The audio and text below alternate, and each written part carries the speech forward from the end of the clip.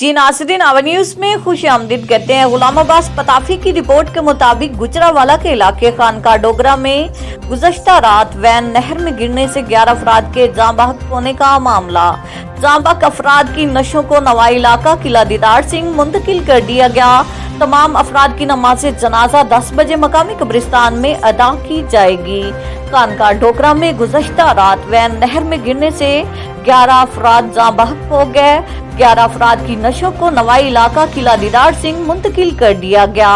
घर पहुंचने पर इलाका में कहराम मच गया और हर आंख अश्क बार थी।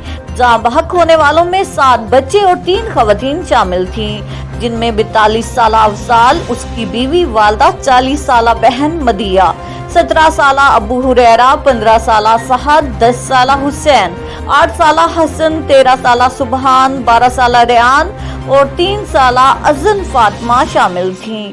जाँ बहक होने वालों में 7 किला दीदार सिंह और 4 हाफजाबाद रोड के रिहायशी थे, जो अपने अजीजों से मिलने किला दीदार सिंह से खानका डोगरा जा रहे थे।